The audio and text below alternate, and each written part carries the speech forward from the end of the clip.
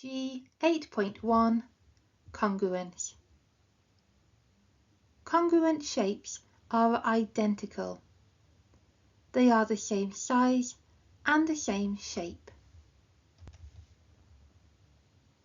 They may be in different orientations, so they may be a translation of each other, they may be a reflection of each other, they may be a rotation of each other, or even a combination of these. They will not, however, be an enlargement of each other. Let's have a look at the first question. Which shapes are congruent to shape A? Well, I can see that shapes B, D and E are all the same size and shape as shape A. They are just in different positions. Therefore, shapes B, D and E are all congruent to shape A. Shape C, however, is an enlargement of shape A, so is not congruent to shape A.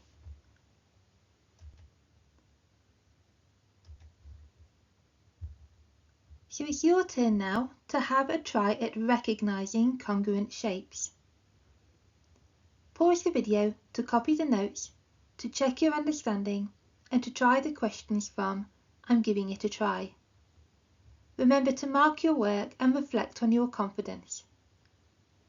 Unpause the video when you are ready to try the next question.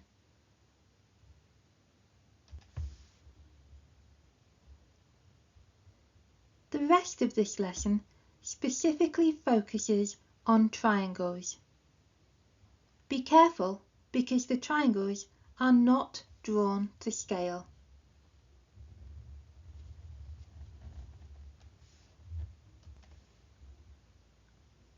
Triangles that are congruent satisfy one of 4 different conditions.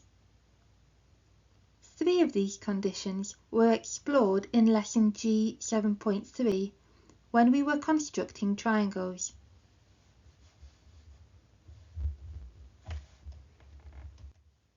The first condition is side, side, side, or SSS for short. If we know the length of all 3 sides of a triangle, then all triangles with this same information are congruent. In basic terms, if you asked a group of people to draw a triangle with 3 specific sides, then everyone would draw the exact same triangle, but just in different positions. Knowing side, side, side defines a single triangle. There is only one unique triangle with this information. Looking at the example below, we have one triangle with sides 4 centimeters, 5 centimeters, and 7 centimeters.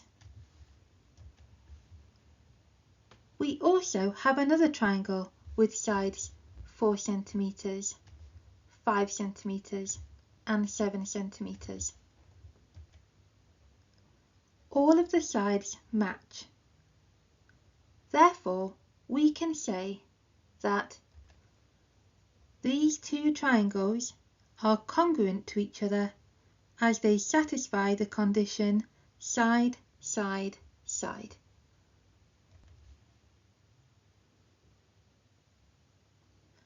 The next condition for congruency is side, angle, side, or SAS for short.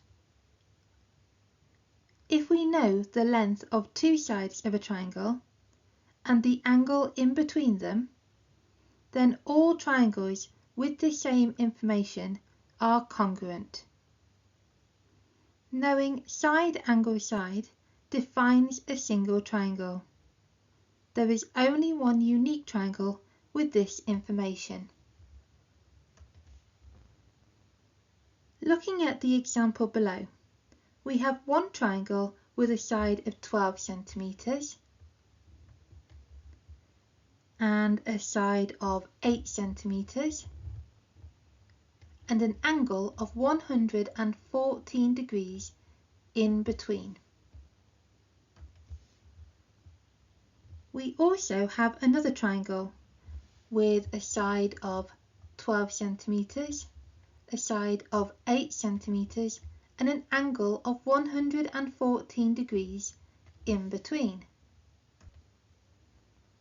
All three of these elements match.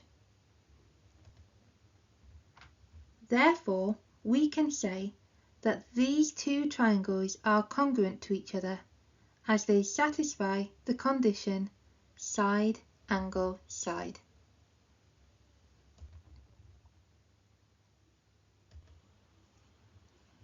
The next condition for congruence is angle, side, angle, or ASA for short.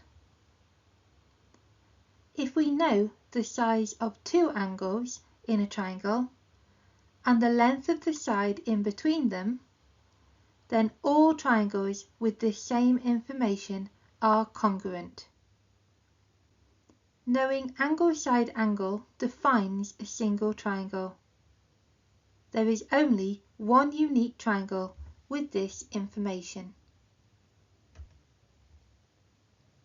Sometimes it is necessary to use the fact that angles in a triangle add up to 180 degrees to calculate missing angles before you can use this condition for congruence.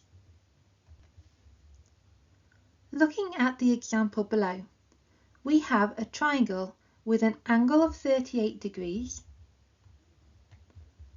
a side of length 11 centimeters, and another angle of 45 degrees.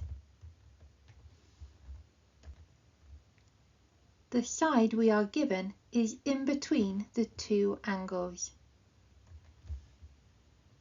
The second triangle has an angle of 38 degrees,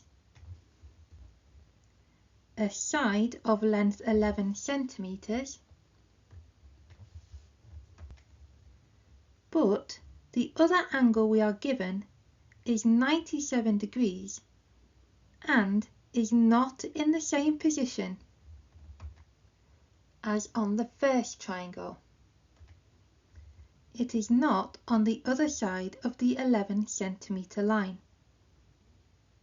So, before we can use this condition for congruence, we need to use the fact that angles in a triangle add up to 180 degrees to calculate the missing angle in the second triangle.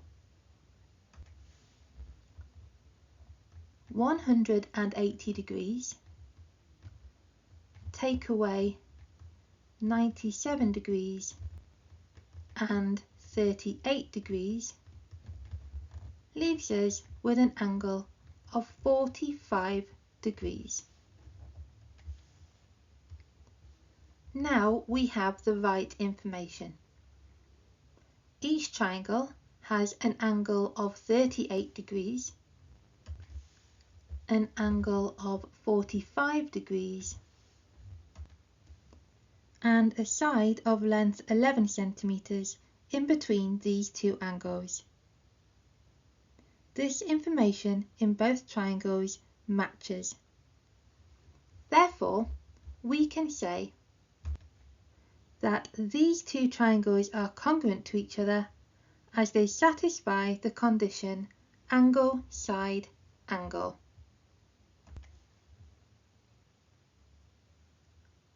Because we can use the fact that angles in a triangle add up to 180 degrees, it is also true that triangles with conditions angle, angle, side, or side, angle, angle, are also congruent to each other.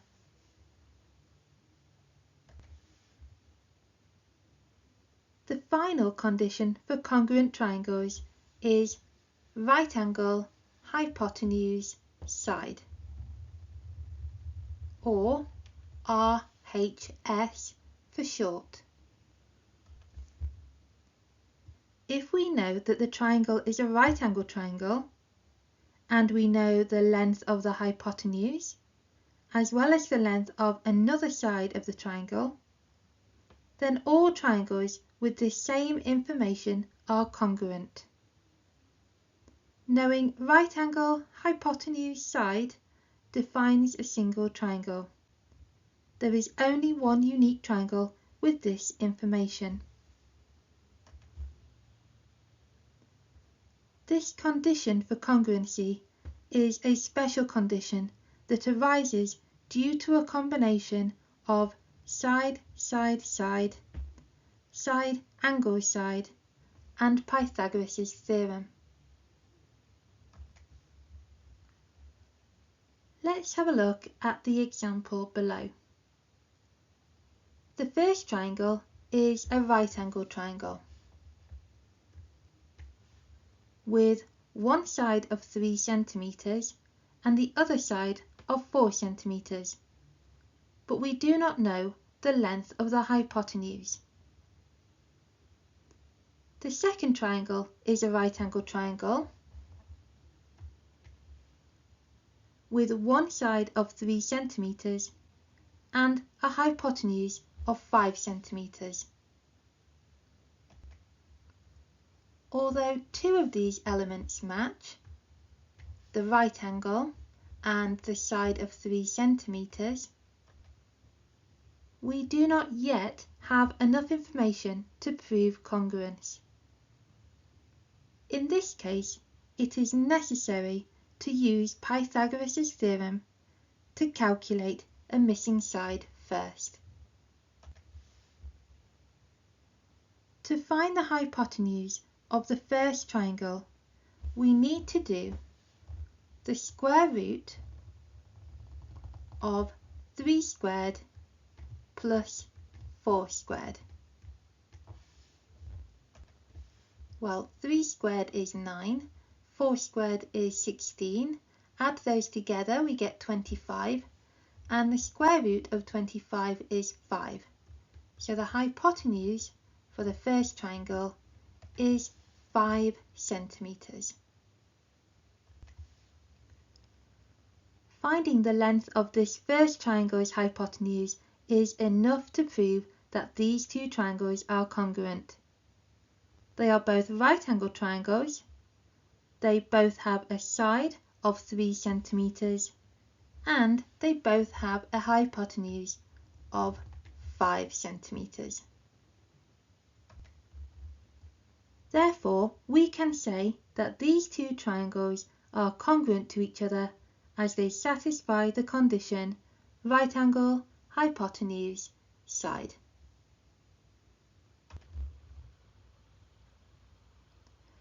However, due to Pythagoras' theorem, if we had chosen to calculate the missing length in the second triangle instead, we could have said that these two triangles are congruent to each other using the condition angle, side, angle. In fact, if we use Pythagoras' theorem to calculate both the missing hypotenuse in the first triangle and the missing side in the second triangle, then we could even have used the condition side, side, side to prove that the triangles were congruent to each other.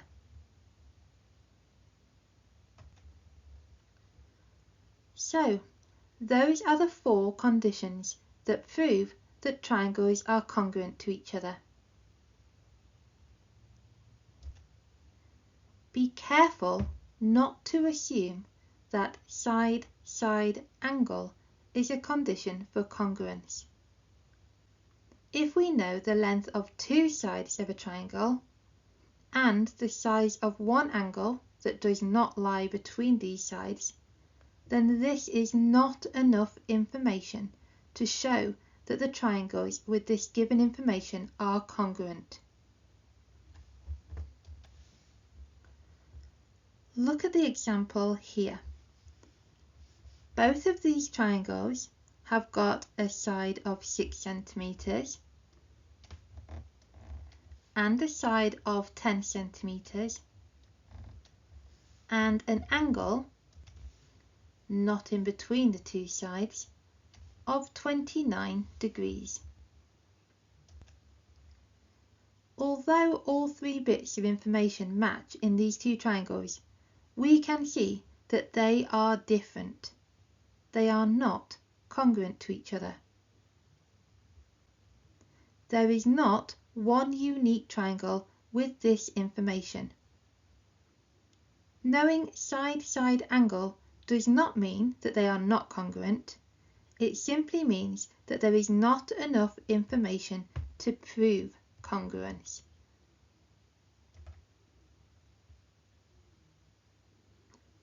Also, be careful not to assume angle, angle, angle is a condition for congruence.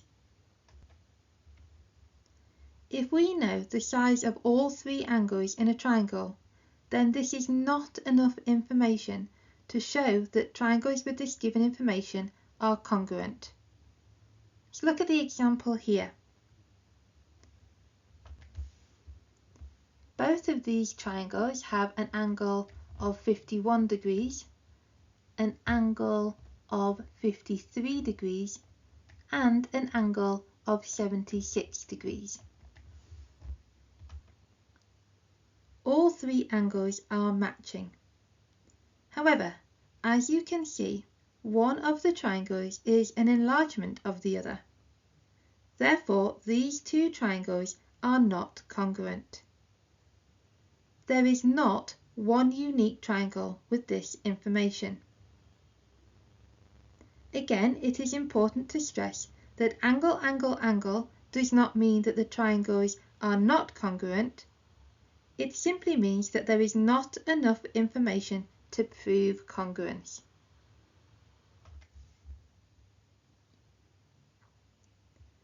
In order to prove that triangles are congruent to each other, they must satisfy one of the four conditions: side, side, side, side, angle, side, angle, side, angle, or right angle, hypotenuse, side.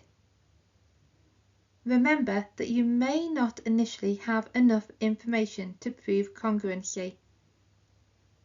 Remember that you can use the angles add up to 180 degrees in a triangle. This will help you to calculate missing angles. Also remember that you can use Pythagoras' theorem.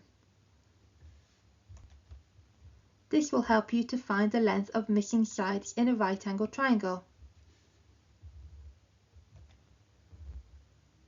So it's your turn now to have a go at some questions. In I'm Building My Confidence, you need to match the pairs of congruent triangles and state which of the four conditions prove that they are congruent to each other. In I'm Ready for Anything, you will have to decide if pairs of triangles are congruent to each other, if they are not congruent to each other, or if there is not enough information to prove either way.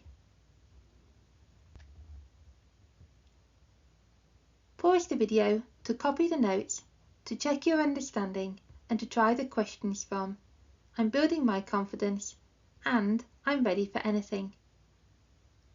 Remember to mark your work and reflect on your confidence.